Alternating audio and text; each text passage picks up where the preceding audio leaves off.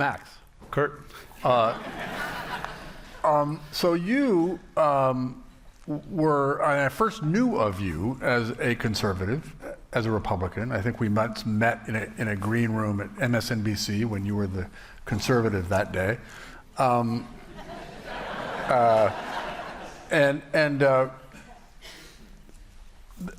This book you started actually in 2014, started working on it, I believe? 2013, yeah. 13, which is to say, in the before time, which is to say, before Donald Trump ran for president the first time. And I just want to say to you and the audience that you don't hit hard the theme of, oh, look at this guy, Ronald Reagan, and how he became president, how he was president, as a prism through which to look at Donald Trump. I could not read it without using that prism, so forgive me if I, in today's conversation, default to that sometimes. But did you do that? Is he, let's just say the current president, the current Republican president, who has a portrait of, as you reminded me a moment ago, of Ronald Reagan on his wall, did you exclude him because it's a biography of Ronald Reagan and people can draw their own conclusions, or because when you were finally writing it and they're finishing it, Donald Trump was no longer president, and so who cares? Well, first let me just say thank you very much for having me here. It's truly a privilege and a pleasure to get to spend a weekend in this charming city. I can't believe I've lived this long without having been here, and thank you to the Literary Festival for rectifying that.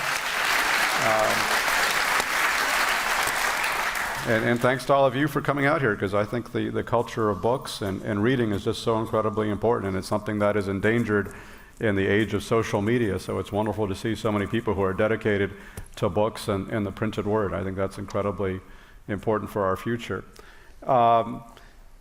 In terms of whether you know the current president looms over my biography of this former president, I mean, to some extent, I guess that's inescapable. But as you mentioned, I mean, I started this in 2013 when it would have seemed like science fiction to imagine that the host of this reality TV show could possibly become president of the United States. So it certainly had nothing to do with Trump, my motivation for starting this book, which was really just this notion that Reagan was this incredibly important and consequential president.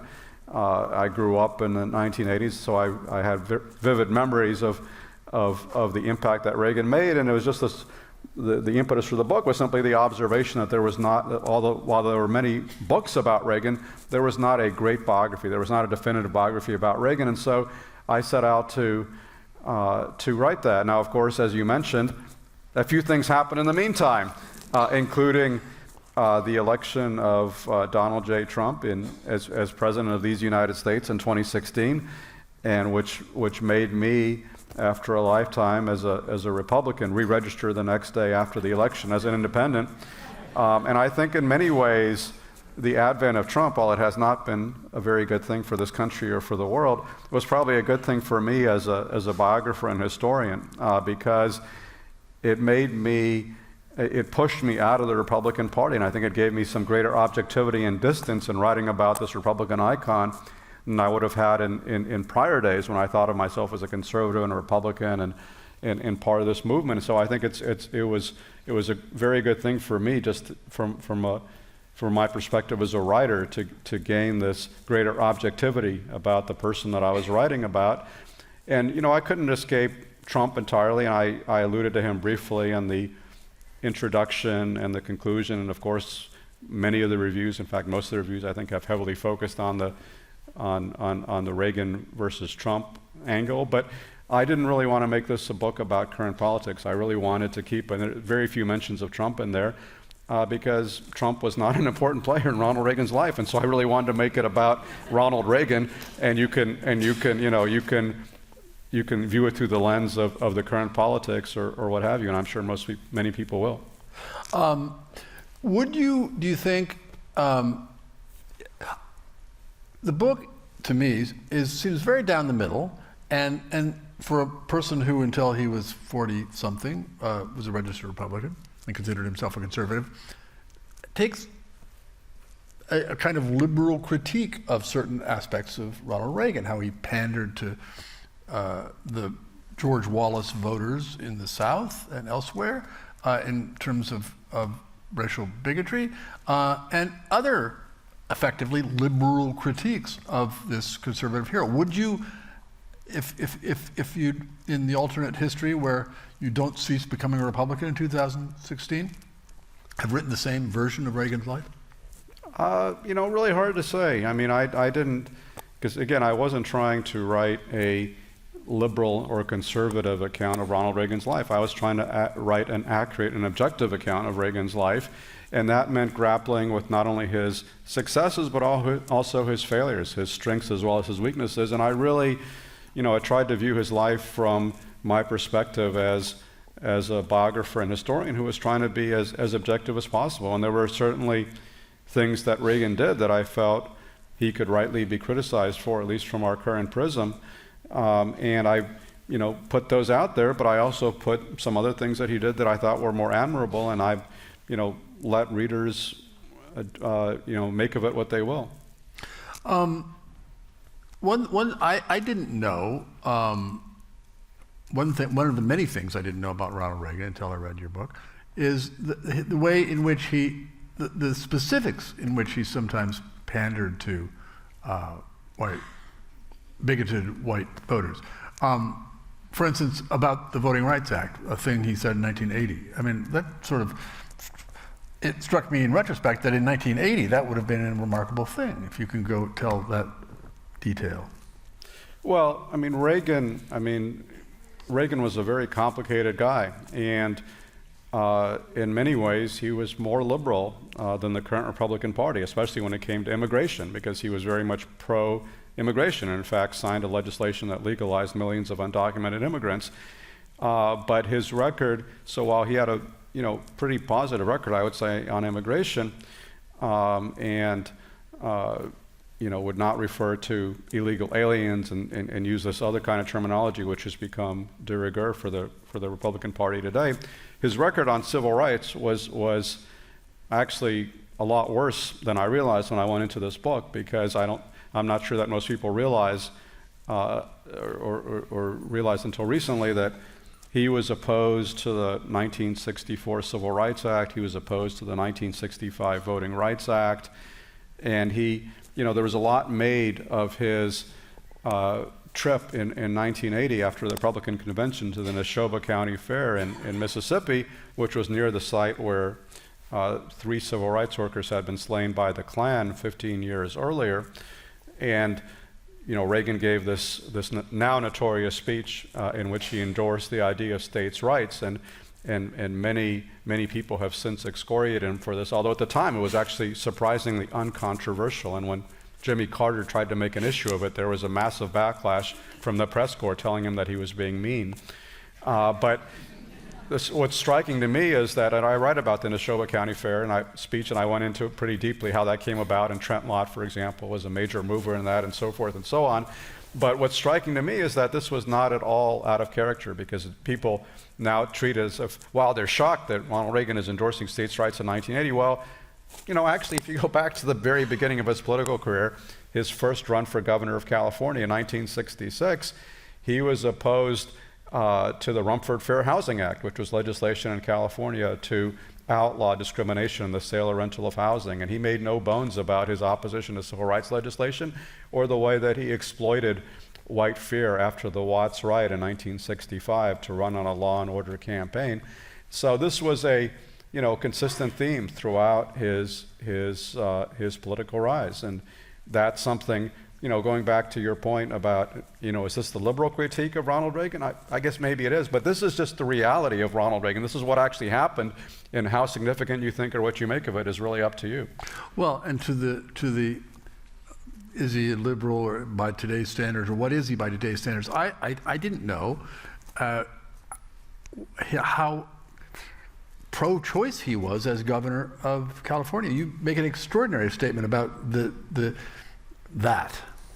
He signed, there's this mythology around Ronald Reagan, and there's actually two sort of competing, there's a lot of mythology to suggest that he was this pure conservative who never deviated from conservative orthodoxy, and that's just not the case, because in fact he was often very conservative on the campaign trail, and what I uncovered was he was really conservative, especially in the early 1960s. I mean, he was echoing a lot of things that the John Birch Society was saying about how the Democratic Party was leading America to communism. I mean, this was a general theme of Reagan as a speaker and as a campaigner in the early 1960s. And in fact, at the time, he was saying that Medicare and Medicaid was socialized medicine and would lead to the extinction of freedom in America.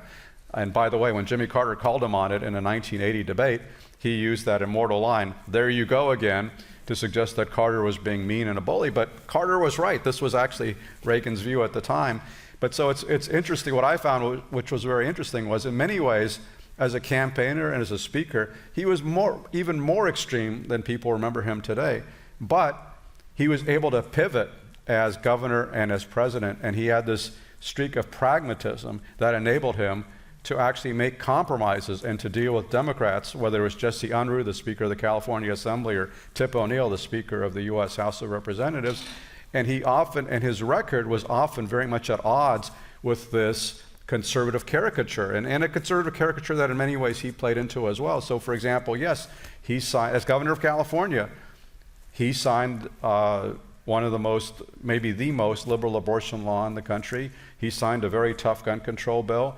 He constantly excoriated the University of California, including my alma mater, UC Berkeley, but nevertheless raised state funding for higher education by a large amount. And one of the most interesting interviews I had in the course of doing this book was with Jerry Brown, the former governor of California, and of course, the son of Pat Brown, the governor that Reagan defeated to become governor in the first place in 1966. And a fellow Hollywood actor. Yes. Who was a fellow Hollywood? Oh, George Murphy.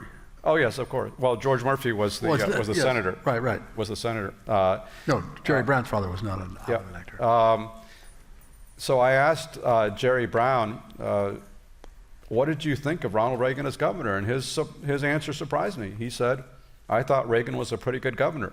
Wasn't expecting to hear that, but his record as governor and as president was actually much more centrist and moderate in many ways than most people expected.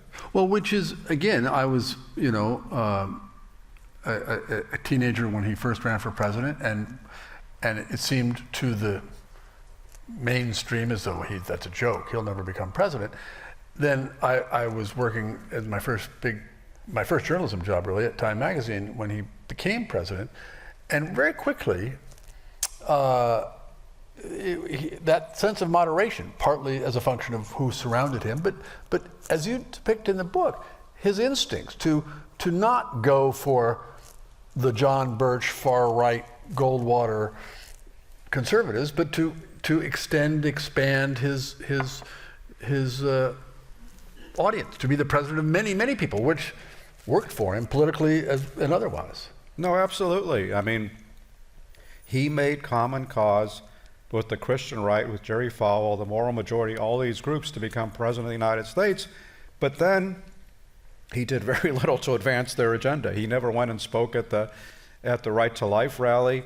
And I talked to one of his aides who once asked him, "Mr. President, you keep talking about how abortion is murder, so why don't you do something about that?" And his reply was, politics is the art of the possible. You got to focus on what you can get done. And Reagan in his first term, and Reagan and his advisors were very tightly focused on what they wanted to get done, which was to revive the economy, to revive the military, and that was pretty much it. They didn't have a lot of room left over for focusing on social issues, and they didn't want to engage in, in culture war type of issues. And Reagan really believed in expanding his coalition and not driving people out of it, and he was just extremely pragmatic. And there's the kind of the ultimate tribute to his pragmatism, and a lot of the reason why his first term was pretty successful was who he chose as his White House chief of staff. He chose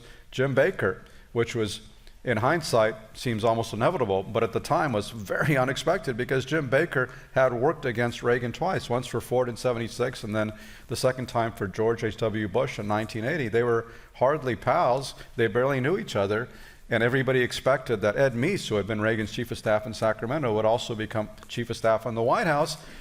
But Nancy Reagan, Stu Spencer, Mike Deaver, some of the other folks who were close to Reagan knew Ed Meese and knew, that he didn't know much about Washington. He was notoriously disorganized. People always joked about Ed's bottomless briefcase where you give him a document, you never see it again. And they just knew that while Meese had the same ideology as Reagan and he was seen as kind of the keeper of the conservative flame, he was just not somebody who was set up to be effective in Washington. They knew that Jim Baker was this very smooth inside the Beltway operator, and so they convinced Reagan to make Jim Baker the White House chief of staff, and he was, became known as the Velvet Hammer, this very ruthless but very pragmatic guy who didn't believe in grandstanding and made a lot of compromises. And so as a result of that, Reagan passed a massive tax cut, and then he passed, when that led to record-breaking budget deficits, he then agreed in 1982 to a massive tax increase bill. So he was willing to compromise his ideology, and this was something people didn't understand about Reagan, because again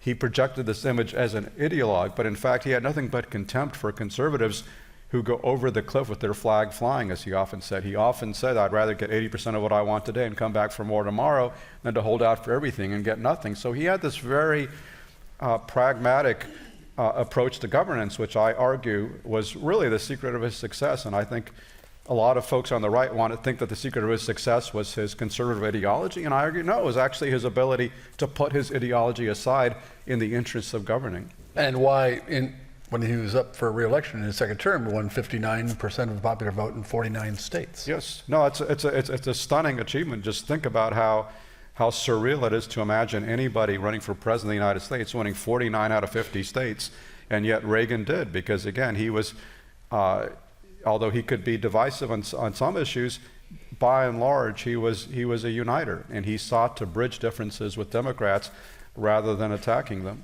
So you've just spent a perfect and beautiful 5 minutes on what is implicitly like how different he is than, say, the current president in so many ways.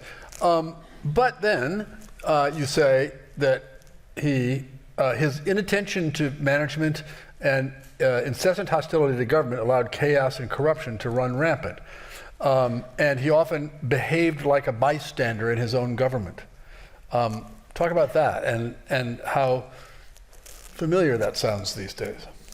Well, what I like to say about Reagan was that he was a great leader, but a very poor manager. He was very good at inspiring the nation, and he was a master communicator. And that wasn't just a question of reading teleprompter speeches, although he was very good at reading teleprompter speeches.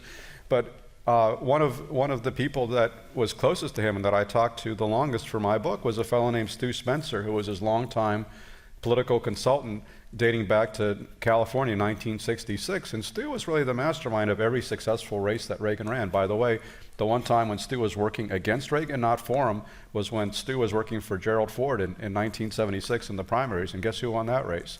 So I was talking to Stu about Reagan, and what Stu said was Reagan was not only the best speech giver he ever met, but also the best speech writer. And this really went back to his days in radio in the 1930s, where he learned how to communicate very succinctly and in a way that really resonated with people who were out there listening to him, and he honed that as a spokesman for General Electric in the 1950s. So he was, very, very good at getting his message out, but he did not really have a lot of management experience, right? Certainly prior to becoming governor of California, but he tended to adopt a very hands-off CEO type of management style, in part rooted in the naive belief that everybody he appointed had his best interests at heart and you just trust them to do a good job and so forth. Nancy was much more suspicious and brittle, but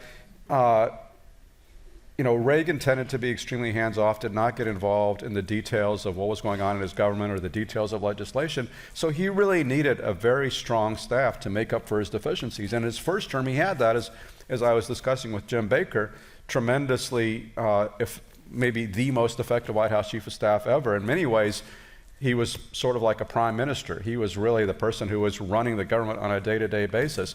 But then the second term got off to a disastrous start when Don Reagan, who was the Treasury Secretary, former CEO of Merrill Lynch, decided he was tired of that job and figured out that cabinet officials, even the Treasury Secretary, didn't actually have much power in the Reagan administration. Everything was run out of the White House, which is usually the way it works, and convinced Jim Baker to swap jobs with him. And so Jim Baker and Don Reagan at the beginning of the second term went into the Oval Office and said, hey boss, we're thinking it'd be a cool idea if we switch jobs. And Reagan, listened to him for half an hour and said, oh, okay, by me. Didn't really go into it too deeply. But then Don Reagan becomes this disastrous White House chief of staff. As Jim Baker said to me, Don liked the chief part of the title, but he didn't understand he was staff. He thought he was the president. And so, and he had terrible political antennae, so things went off the rail pretty quickly. You had, the Bitburg controversy where he visited the Nazi cemetery. You had, of course, the Iran-Contra affair, the worst scandal of the Reagan presidency. You had HUD scandals, all this other stuff. So things went off the rail when Don Reagan took over for Jim Baker, because Reagan just could not manage the government on his own. He really needed somebody who was good at that. And then finally, in the middle of the Iran-Contra affair, Nancy Reagan convinced the president, her husband, to fire Don Reagan not because he had gotten him into a terrible scandal, but because he had yelled at her on the phone. And so he finally got rid of Don Reagan and brought in Howard Baker, who was a more experienced Washington figure, and then he righted the ship. And so when you had Howard Baker and then Ken Duberstein and Colin Powell, these other folks running the White House, the ship sailed pretty smoothly again. And then Colin Powell and Jim Baker, who then became Secretary of State. Jim Baker was Secretary of Treasury under Reagan, and then Secretary of State under Bush. But Colin Powell, when he was NSC, along with the then Secretary of State and then Defense Secretary, you say, basically decided, they weren't getting much guidance in the second term from Reagan on foreign policy and national security. We're just going to do it ourselves, and did. Yeah, no, that was after Don Reagan was fired. They brought in these other folks, including Colin Powell, including Howard Baker, Ken Duberstein, and others who were, pretty effective operators, and they basically decided, as you said, as they recalled to me, that they would try to resolve most issues before they would get to the presidential level. And sometimes, of course, you got to go to the president, but with everything else, they tried to just, meet in the White House every morning, 7 a.m. over donuts and coffee, and try to figure it out themselves. And that was pretty effective but it wasn't, I think people will suggest maybe this is like a betrayal of Reagan. This wasn't letting Reagan be Reagan. I think Reagan was actually pretty happy with this setup, because they were still trying to move policy in the general direction that he approved of, but he just didn't want to get involved in the details. So he needed somebody else to do that, or to make the hard, some of the hard bargains. The single set of traits that you describe as Ronald Reagan having, and experiences from radio sportscasting through Hollywood, through candidacy for governor and president to president, is what you describe again and again and again as his blurring of fact and fiction, of fantasy and reality, which could make good fodder for a book called Fantasyland. Thank you. But it is, as I read about in that book, it was a Reagan caught that wave when it had already started with John F. Kennedy and television, and now with the current president has achieved some new apotheosis. But that I hadn't seen it done as well as you do, to show that in so many different ways he did that. And indeed, as you describe him, he never had any thought that he was lying, that he was doing this. He simply didn't distinguish between true and false, or what he saw in a movie and what really happened. Well, I would say Reagan had a great devotion to the truth, but kind of the truth with what he saw as the truth with the capital T, this larger moral or ideological truth. He wasn't too worried about the details of smaller, granular truths and the facts that he used to support his grander vision. He actually was an inveterate reader, so he read a lot, but he also tended to be a somewhat indiscriminate reader. So he would read things that would basically reinforce his ideology, and then he would write them down on his index cards, often, reading magazines like National Review or Human Events or what have you. And he didn't often examine too closely, is this strictly speaking factually accurate or not? Because if he thought it made a larger point, like government is bad or communism is evil, that's all he really cared about, is to illustrate the larger point. And so a lot of the actual anecdotes and so-called facts that he used were a little too good to be true. And he had a somewhat cavalier attitude about factual accuracy. I was one of the interesting things I ran across in the course of this book research was this enterprising graduate student in the mid-1960s who actually examined one of Ronald Reagan's speeches and tried to fact check his claims and found it was very hard to do.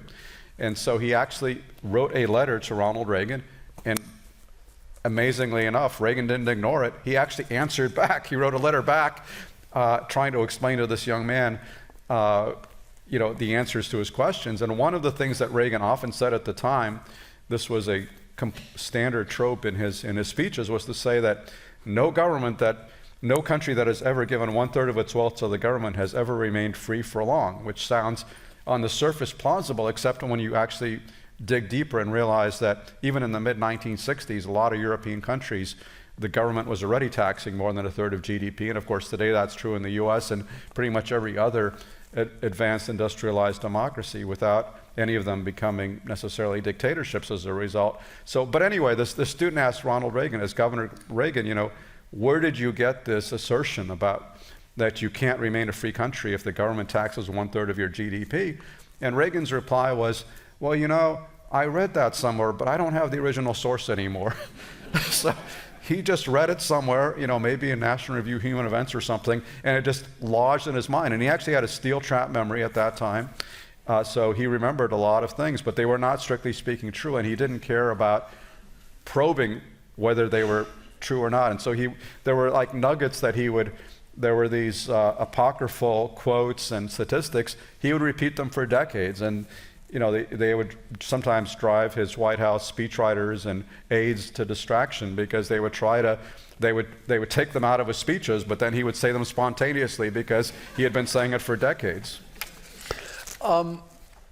It's interesting to think of him as this guy who became president only 16 years after Barry Goldwater, running as a ideologically very similar candidate, failed so miserably in one of the largest landslide losses in presidential election history. Was that just because, or not just because, what are the reasons that happened, do you think, apart from his personality, which seemed genuinely affable, optimistic, contented, all those things that Barry Goldwater's did not? Or was it also, or more, what had happened between 1964 and 1980 in terms of Vietnam and the 1960s? I think you just answered the question as well as asking it, but I think it was both of those things. I mean, first off, Reagan's personality was much more pleasing and popular than Barry Goldwater's. Barry Goldwater was a kind of a hard-edged, castor oil type of conservative. And in fact, I quoted, I think, Joe Alsop or some journalist of the 1960s who listened to both Barry Goldwater and Ronald Reagan speaking. And of course, Reagan was a leading supporter of Barry Goldwater's in 1964. And his observation was that while Goldwater often turned off or didn't really engage his audience, the Reagan personality was like soothing, warm bathwater. It was very pleasant, and he always had a joke and a smile and some witticism. And so Reagan made the Goldwater message go down much easier than Goldwater himself did. In fact, this was an observation that many people made at the time, where they would listen to Goldwater and Reagan speaking on the same platform and say, gosh, maybe Reagan should be the candidate instead of Barry Goldwater, because he gets the message across better than Goldwater does. But the other aspect of it, as you alluded to in your question containing the answer, is there were also massive changes in the country between 1964 and 1980. Remember, in 1964, if you look at surveys of popular trust in the federal government, it was very high. It was, probably 70-80% of the public trusted the federal government. This was at a time when the federal government had won World War II, defeated the Great Depression, was passing this popular, had passed Social Security, civil rights legislation. The federal government was doing a lot of things that were very popular. We were launched in the moon race, all these other things. And of course, what happened in the next 16 years? Well, you had the Vietnam War, you had Watergate, you had stagflation, Iran hostage crisis, a lot of bad inflation, you had a lot of bad things that happened. And so by the time that Reagan was running for president in 1980, popular trust in the federal government was very low. And of course, you could argue in many ways that his campaign drove that popular trust even lower because he often vilified the federal government even when he was running it. And of course, one of his famous quips was, the scariest words in the English language are, "I'm here from the federal government and I'm here to help you." So he, but it wasn't just Reagan. I mean, even Jimmy Carter to some extent played into skepticism of the government, because remember, he was this outsider from Plains, Georgia, coming into Washington to clean things up after Watergate. So it wasn't just on the right, there was a widespread skepticism of government. And so Reagan's anti-government message, which in many ways was the Barry Goldwater anti-government message, the country was just much more ready to hear it in 1980 than they had been in 1964. Because, as you suggest, so much of the left during the 60s and 70s had become skeptical of government and government power. Yeah. When we talk about, he came across as this friendly, affable, regular guy, Mr. Norm, was an alias he used while he was traveling around? It wasn't an alias, but this was what you're citing, I think, is one of my best sources, unexpectedly, which was the movie fan magazines of the 1930s and 40s, which did these wonderfully revealing interviews with leading actors of the day, including Ronald Reagan. And so this was one of his wonderful interviews from the late 1930s when he was at Warner Brothers, where he, in fact, you have to be a little bit skeptical of these interviews. They were to some extent ghostwritten. It wasn't like, it wasn't a pure journalistic enterprise, but it was certainly language that they at least signed off on. But, where Reagan described himself as Mr. Norm, that basically saying like he wasn't, anybody special. He was just your average American. And then he went on to list I can't remember the details, but he went on to list his tastes in books and movies and food and sports, and everything was just basically as regular as you can get, down the middle, exactly what viewers of Ronald Reagan's movies might be doing themselves. But and the thing is, though, aside from the fact when he was asked, he said, "Who is your favorite actress?" And of course he had to say, "My wife, Jane Wyman." So that's not something that most viewers of his movies could say. But other than that fib, yes, he was, it seems, as you portray him, absolutely genuine and real. This was not a show. The regular guy, the nice guy, the contented guy, the easygoing. No, it wasn't. And actually, one of the most, I think, revealing experiences you can have in terms of trying to understand who Reagan was visiting his ranch near Santa Barbara, which I would commend to anybody who happens to be out there. It's a fascinating insight into his psyche, because it's a beautiful piece of property, and he loved riding on it and loved chopping wood and all this other stuff. But if you go to the actual ranch house, it is astonishingly modest. Okay, there are no gold-plated commodes in the Reagan ranch house. In fact, the decor looks like it was scavenged from a flea market. It's pretty clear that no interior decorator ever got within a mile of that place. It was this very humble place, and he kept it that way deliberately. That's what he wanted. And one of the most insightful interviews I did for this book was with a fellow named Dennis LeBlanc, who I'm pretty sure almost nobody has ever heard of. And yet, Dennis may very well have been Ronald Reagan's closest friend when he was president of the United States. And who is Dennis LeBlanc? He was a former California state trooper, highway patrol, who protected Reagan when he was governor of California. And along with another former state patrol policeman, Barney Barnett, they went to work for Reagan on the ranch when he left the governorship. And they basically became his part-time ranch hands. And these blue-collar guys, Dennis and Barney, were the two people that Reagan most loved spending time with in the world. He would go, at the ranch in the 1980s when he was president. He would go for a ride in the morning with his John Barletta, his Secret Service agent, who was the best horseman that the Secret Service had. And then in the afternoon, he and Barney and Dennis would go out in the Jeep, and they would, paint fences, move rocks, trim trees. I don't know. I've never worked on a ranch. Whatever you do on a ranch, they would do.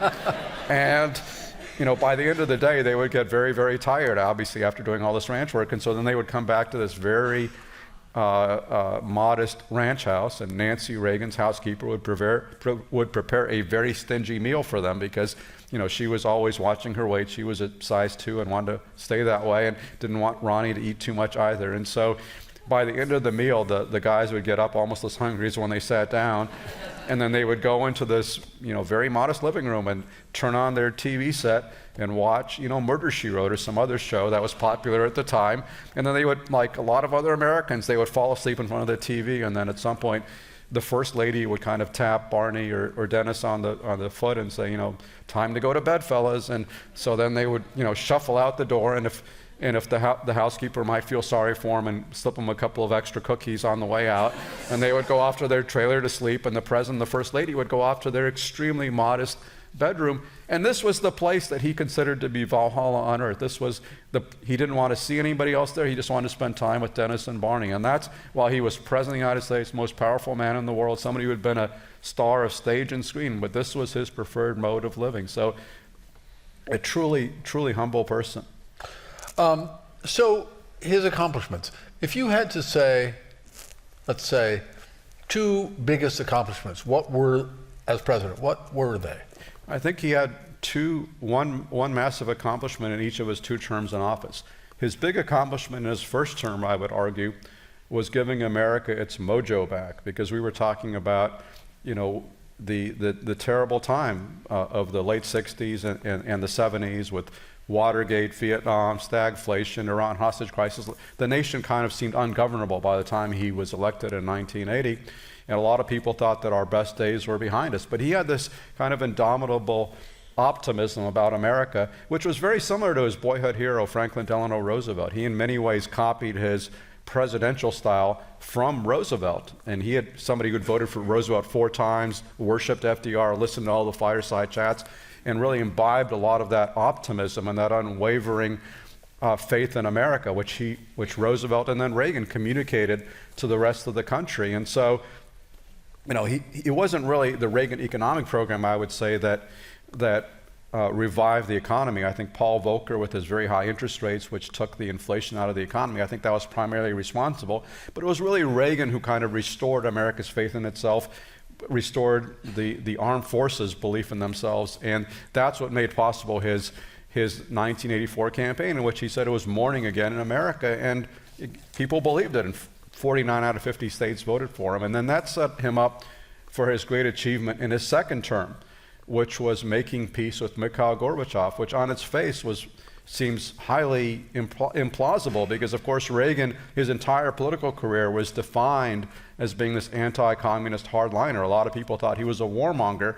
People didn't realize at the time he actually abhorred nuclear weapons and wanted to abolish them. And so I think the turning point of the Cold War was in Geneva in November of 1985, when Mikhail Gorbachev and Ronald Reagan got together for the first time, and they didn't know what to make of each other. As Gorbachev later said, Reagan looked at me as the world's #1 communist. I viewed him as the #1 capitalist. But in 2 days of discussion, very much like this, sitting in armchairs much like this with an interpreter, obviously, they really reached a mutual understanding and came to see that they were both leaders who wanted the best for their countries, who feared war, who wanted to ratchet down tensions, who wanted to end the Cold War. And that's what really set the process in motion. And there's kind of a mythology about Reagan, which was embodied in this movie that came out about him a year or so ago, highly fictionalized movie. This mythology that he bankrupted and defeated the Soviet Union. I think what actually happened was somewhat different. I think the turning point of the Cold War was really Mikhail Gorbachev coming to power in 1985, and Gorbachev, I argue, was kind of a black swan, somebody who rose to the top of this dictatorial system while losing faith in the system and wanting to reform it. And of course, it was his reforms that led to the collapse of the communist empire. but I think it's very much to Reagan's credit that he was able to put aside a lifetime of anti-communist ideology and understand that Gorbachev, as Margaret Thatcher told him, was somebody you can do business with, that he could actually work with this communist to ratchet down tensions, reduce nuclear weapons, and end the Cold War. And a lot of people at the time on the right were telling him he was being foolish, that he was being duped, that this communist was taking him for a ride, but he was firmly convinced that he could work with Gorbachev, and I think history vindicated that. So that's his great achievement of the second term, was winding down the Cold War peacefully.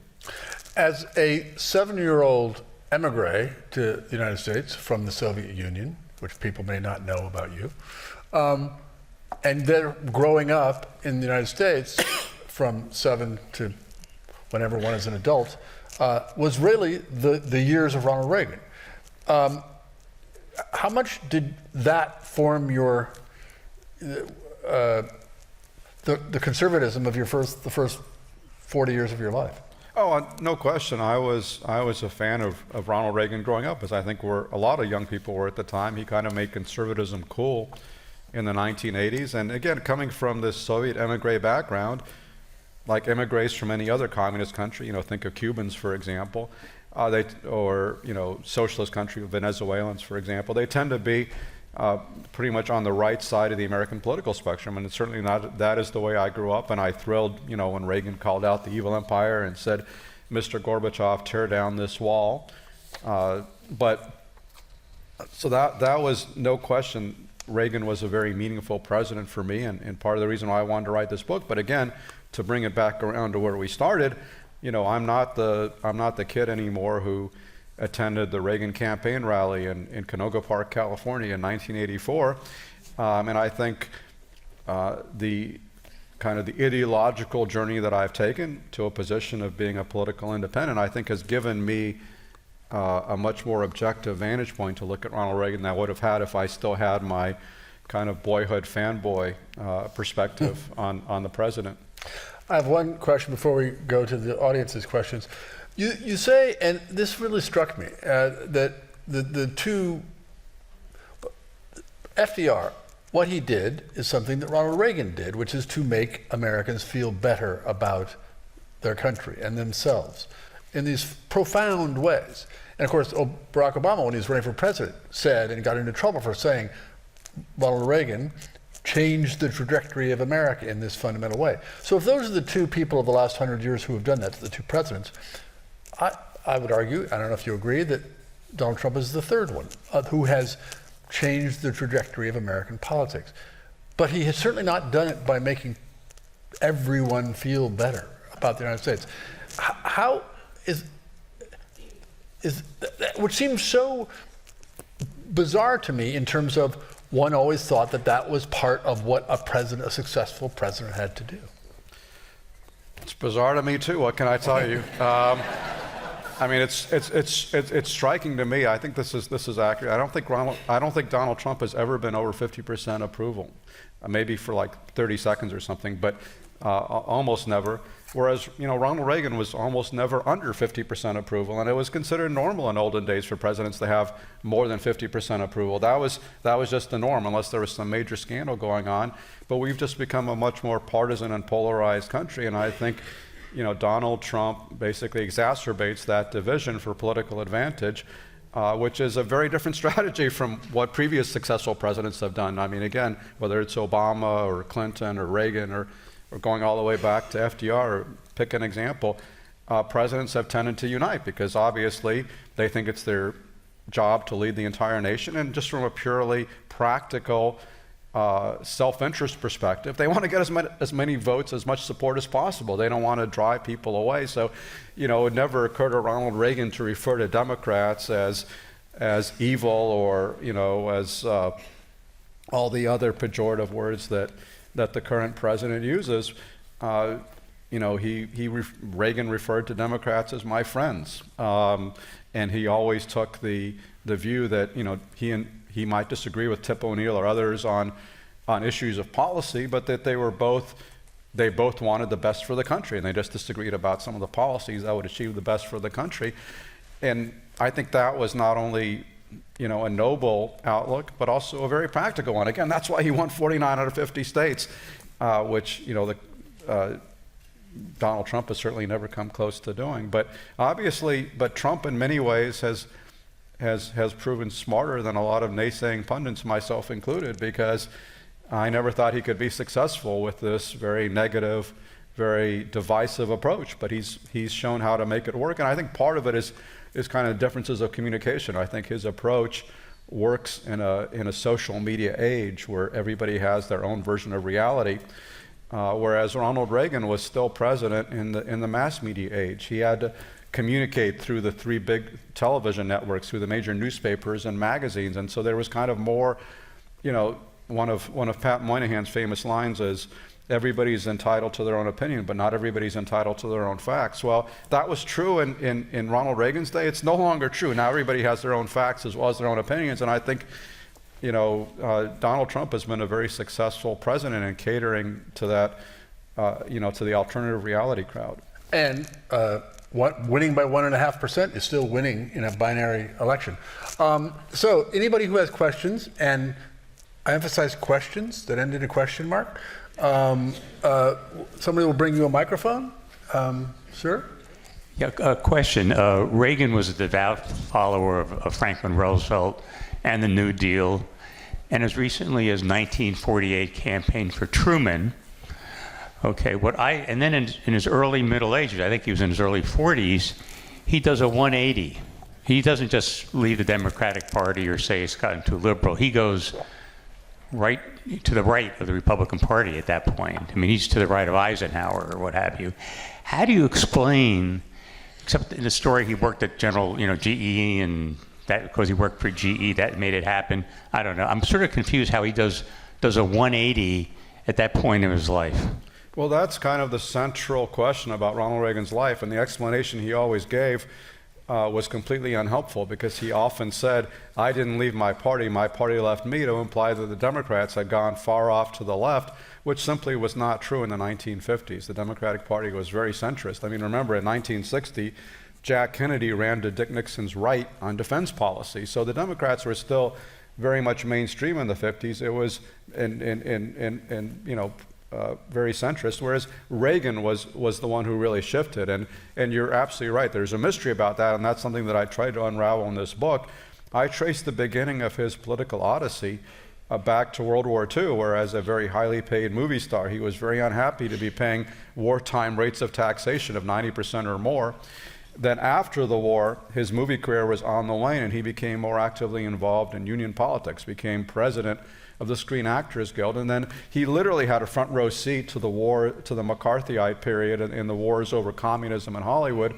He testified before the House Un-American Affairs Committee. He was an FBI informant, and he believed what the FBI told him, and Luella Parsons and others believed that there was this made in the Kremlin conspiracy to take over the Hollywood movie industry, which I found, based on my own examination of the Soviet archives, to be largely fictional. But he sincerely believed that, as did J. Edgar Hoover and others, and he thought that in his role as president of the Screen Actors Guild, he was preventing this communist takeover of the movie business. So that made him a staunch anti-communist. But as you mentioned, even as late as 48, he was backing Truman. He was still pretty liberal economically. And the rest of his political odyssey was really complete in the 1950s, when he became, after his movie career completely ended and he needed work, he got work as a spokesman for General Electric and host of General Electric Theater on CBS. And of course, he was one of two individuals ever to become president of the United States after hosting a national television show. But as part of that job, he went around the country giving speeches on behalf of GE. And GE in those days was a very conservative company, because GE management viewed conservative ideology as basically inoculation against union problems. And so they made sure that all of their spokesmen and managers and executives read all this conservative material, whether it was National Review, Human Events, Hayek, Mises, all this other stuff. And Reagan, in those days, had a lot of time to read because he was afraid to fly. And so he would take the train cross-country from LA to Chicago to New York to speak on behalf of GE. And he would be reading all these right-wing publications on those journeys, and then he would go out and give these speeches in which he would basically regurgitate a lot of these views. And that's where he really honed his message, which was that America was facing these twin threats of big government at home, communism abroad, and suggesting that, you know, as we expanded government with more social welfare programs, we were going to become communist ourselves. A lot of people were startled when, in 1964, Reagan made his national political debut with a half-hour program on CBS giving what became known as the Time for Choosing speech on behalf of Barry Goldwater. People were stunned. Here was this actor giving this very polished address on behalf of the Republican presidential candidate. What they didn't realize was he had been giving versions of that speech for the past 10 years. That's where he really honed his ideology and figured and not only formed his ideology, but also figured out how to communicate it, so that by the early 1960s, this one-time New Dealer, very fervent supporter of FDR was pretty far to the right, and that's how that transformation occurred. And had 10 years effectively of stealth political experience barnstorming across America. Yes, that GE job was really his political education, that was where he first picked up, for example, his method of making speeches, which was he would write down facts, anecdotes, and arguments on these index cards, and then he would go in before a speech, he would shuffle the cards so he never gave the same speech twice. And then as he was giving the speech, as a trained actor, he would be judging the audience reaction, and cards that resonated stayed in the pile. The cards that didn't resonate went into the trash can. And so that's how he honed his message and really figured out how to communicate with people.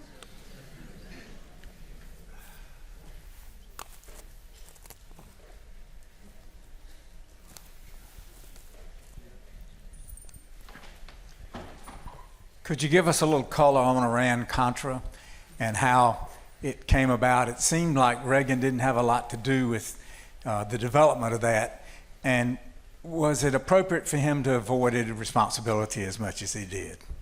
Well, Iran-Contra was, the big scandal of the Reagan administration, and it basically consisted of selling weapons, missiles, to Iran to win the release of American hostages, and then the National Security Advisor, Admiral John Poindexter, and his aide, Oliver North, came up with a brilliant idea of taking the profits from the sale of weapons to Iran and funneling them to the Nicaraguan Contras, these rebels, even though Congress had passed something called the Boland Amendment, which forbade U.S. aid to the Contras. And so he was violating this congressional injunction against aiding the Contras, and of course, he was also violating his own tough on terrorism rhetoric because he was dealing with the hostage takers.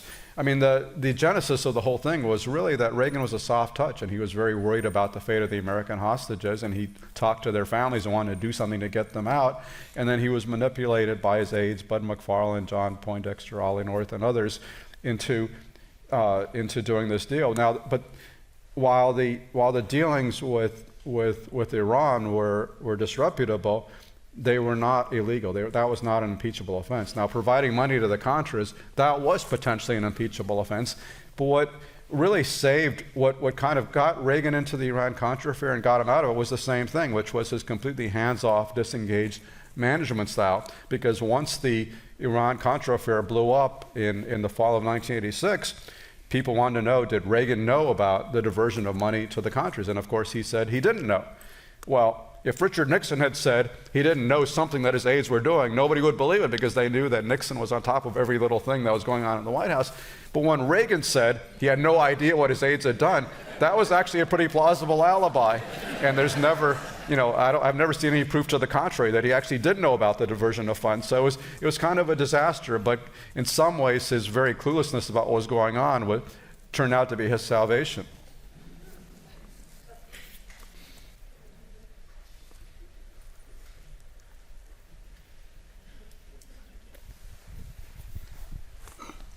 I enjoyed your book immensely, and for one primary reason was that you dished out criticism and praise where it belonged.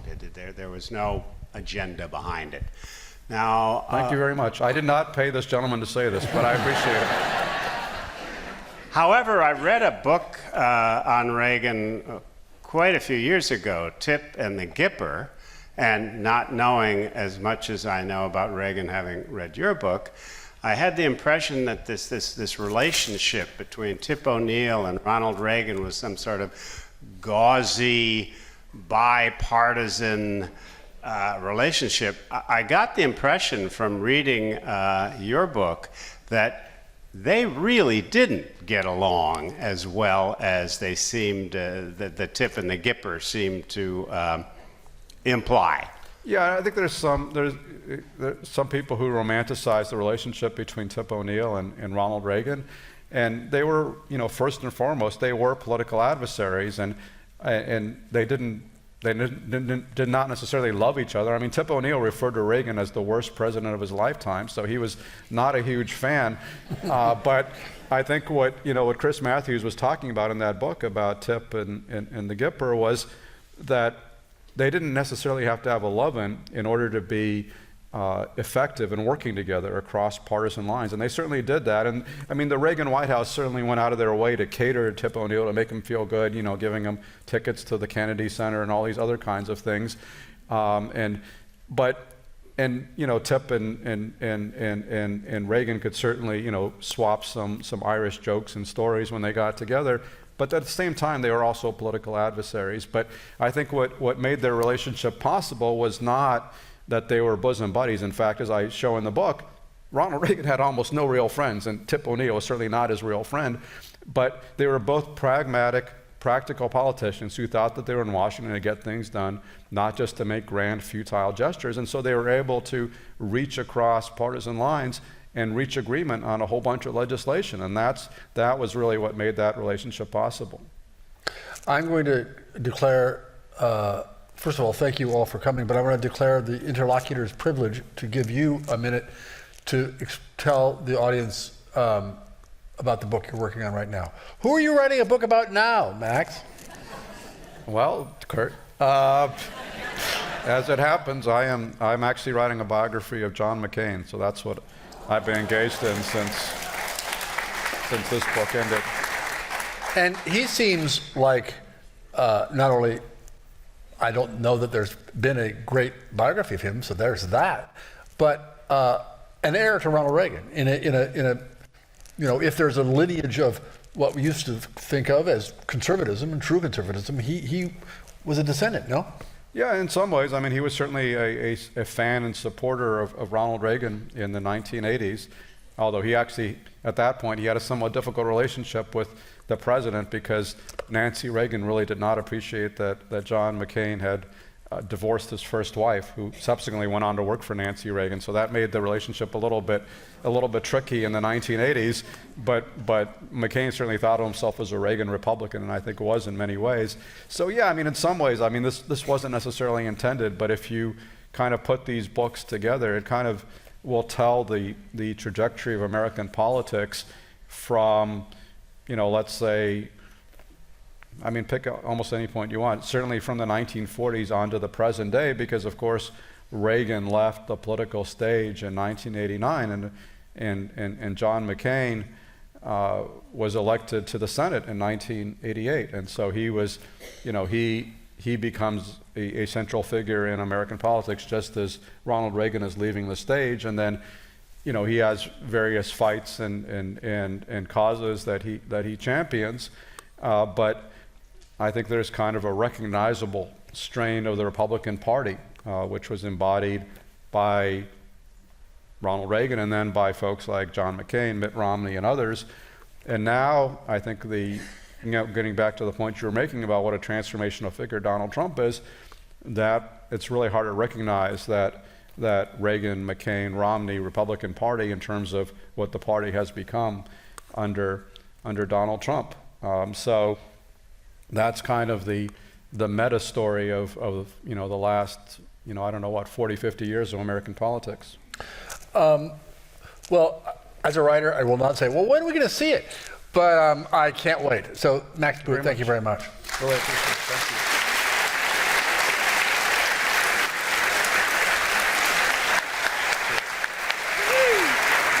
On behalf of Charleston Literary Festival, I'd just like to say a huge thank you.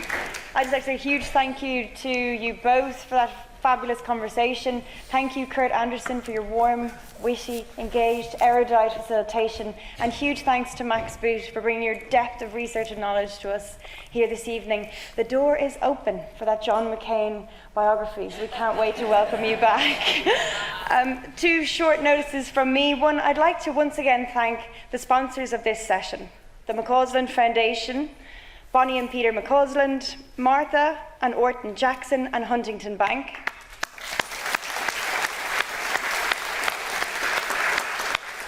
And I would love to remind you all that books make great gifts for people, and signed books make even better gifts for people.